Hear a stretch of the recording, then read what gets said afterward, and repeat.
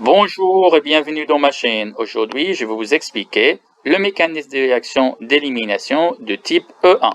Cette réaction se passe entre un halogénure d'alkyle et une base faible et nous obtenons un alcène. Le mécanisme est souvent donné de manière suivante, mais nous allons le voir d'une manière plus détaillée aujourd'hui.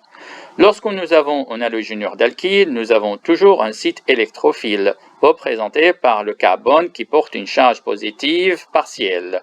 Et l'eau peut se comporter aussi comme un nucléophile, car il possède deux doublés non-liants sur l'oxygène. On doit s'attendre donc à avoir une réaction de type SN1, et je vous invite à regarder ma vidéo concernant le mécanisme de cette réaction. Mais en même temps, l'eau aussi peut se comporter comme une base, car il possède aussi les deux doublés non-liants.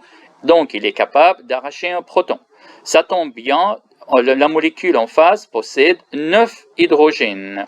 Est-ce que maintenant l'eau est capable donc d'arracher ce proton de la molécule? Non, ce n'est pas possible, pour deux raisons.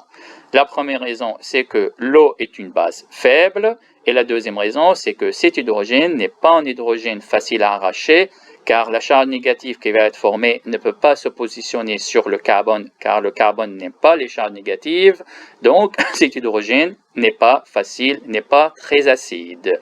Afin que cette réaction puisse avoir lieu, il faut attendre que le Br quitte la molécule par lui-même.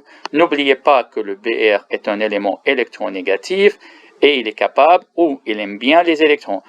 D'abord, donc, il y a le départ de Br avec les deux électrons de la liaison et il forme une charge négative. On obtient un carbocation. C'est un carbone qui porte une charge positive.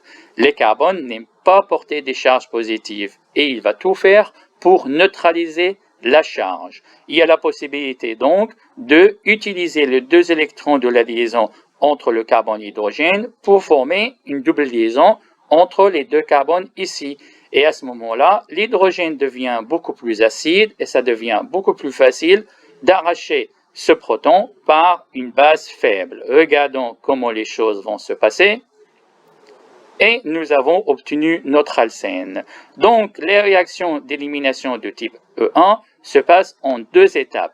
La première étape, c'est le départ de Br par lui-même et la formation d'un carbocation, ça veut dire une molécule intermédiaire. Et la deuxième étape, c'est l'arrachement de protons par la base faible et la formation de la double liaison.